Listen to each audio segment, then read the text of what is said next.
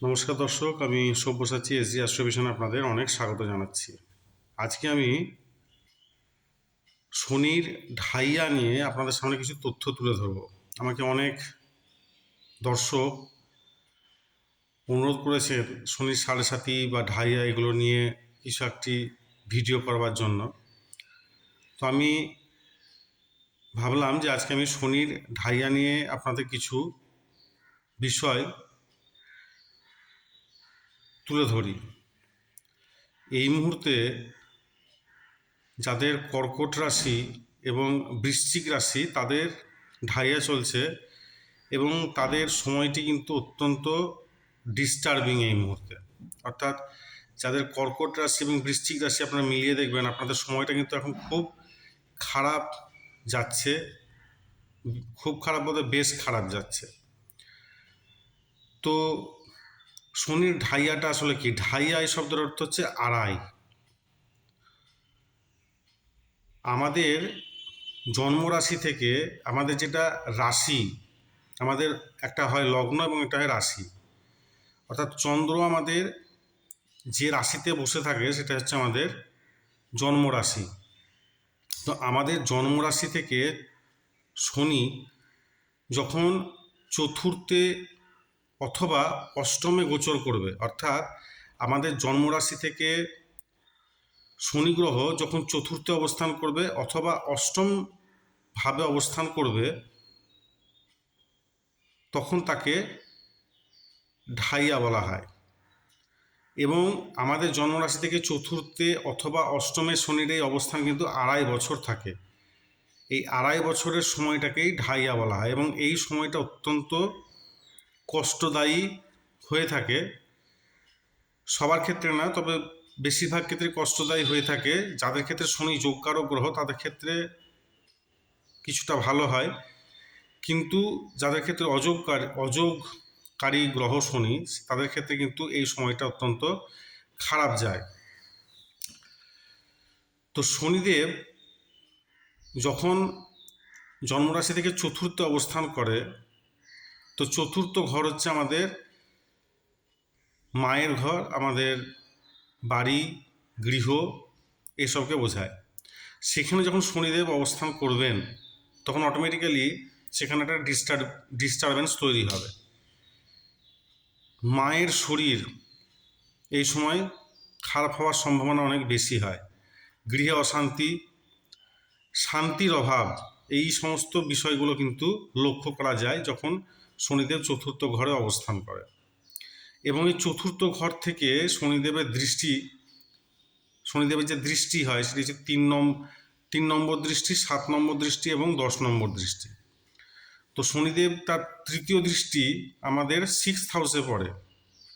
6th house হচ্ছে রোগ, ঋণ, শত্রু।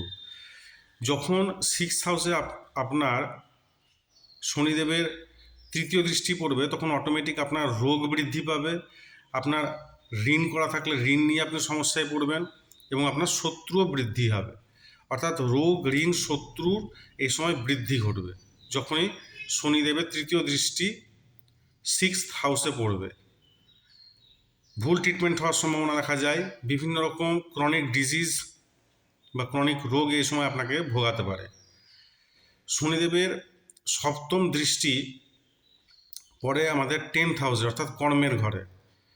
স্বাভাবিকভাবেই কর্মক্ষেত্রে প্রচণ্ড সমস্যা দেখা যায়। আপস অ্যান্ড ডাউনসের মধ্যে দিয়ে আপনাদেরকে যেতে হয়। কর্ম থেকে ছাঁটাই হওয়া বা কর্মবিচ্যুতি হওয়া, এই সমস্ত ঘটনাগুলো কিন্তু শনির ঢাইয়া চলাকালীন ঘটে থাকে।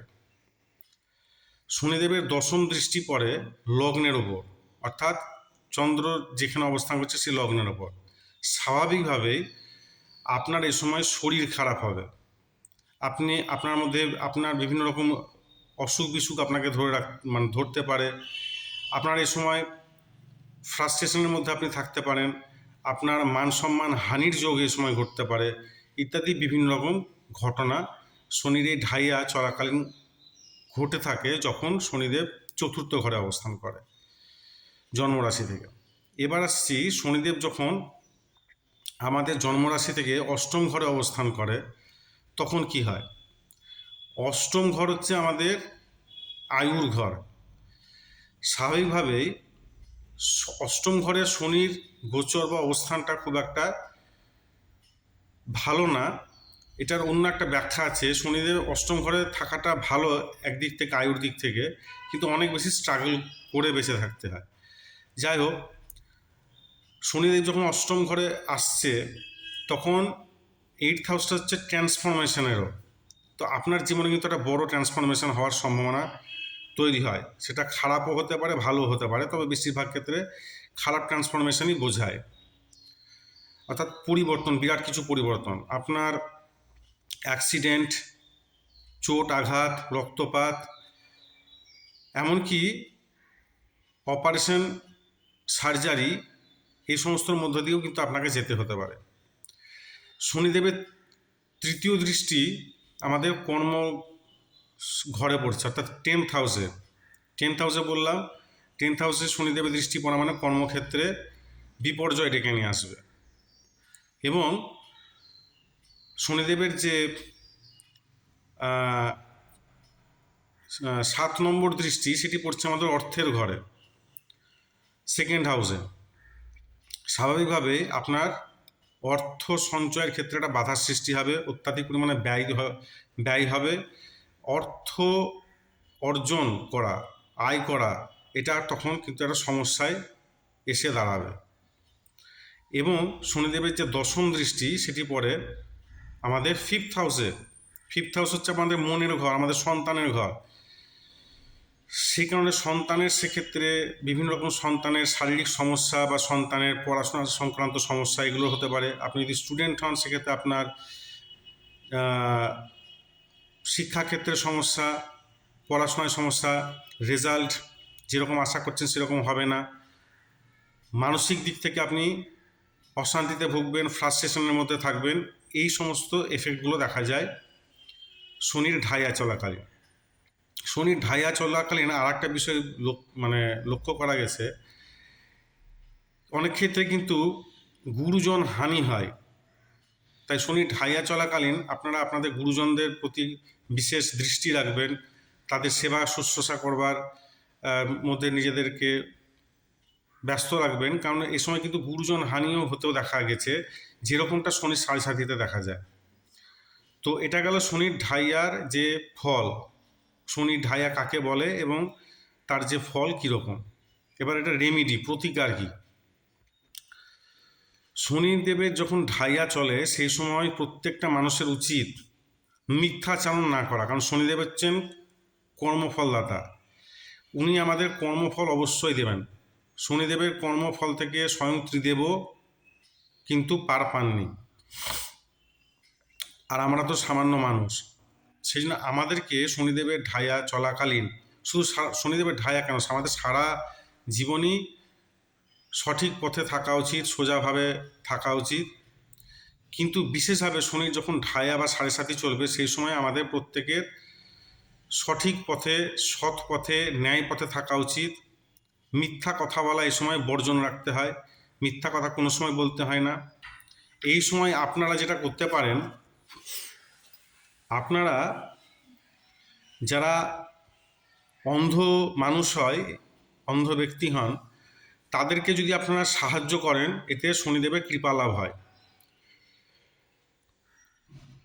এছাড়া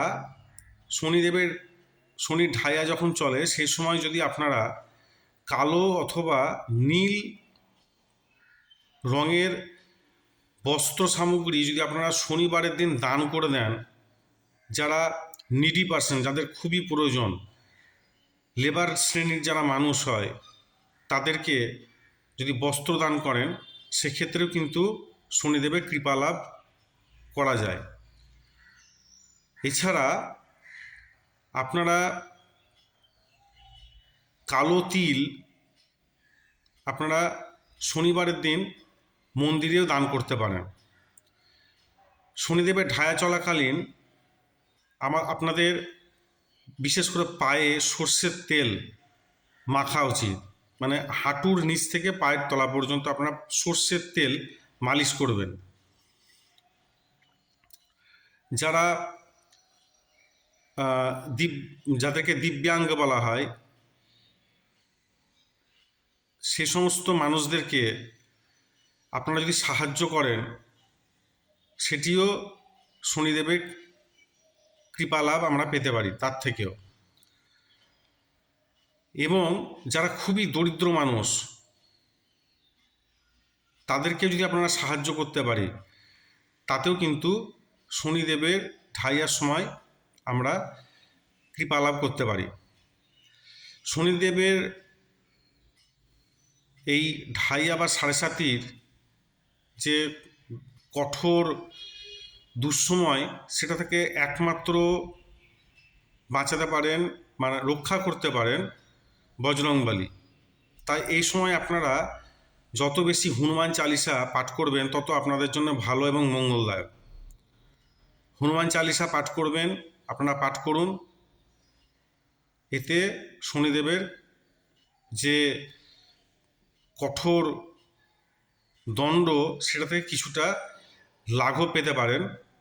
লাঘব পেতে পারা মানে হচ্ছে, আপনি যখন হনুমান চালিসা পড়বেন, আপনার মধ্যে তার ধারণ করবার ক্ষমতাও বাড়বে। আপনার মধ্যে সহ্য ক্ষমতা বৃদ্ধি হবে, আপনাদের মধ্যে সাহস বৃদ্ধি হবে। তো এই সমস্ত কাজগুলো করলে আপনারা এই ঢাইয়া বা সাড়ে সাতি চলার সময়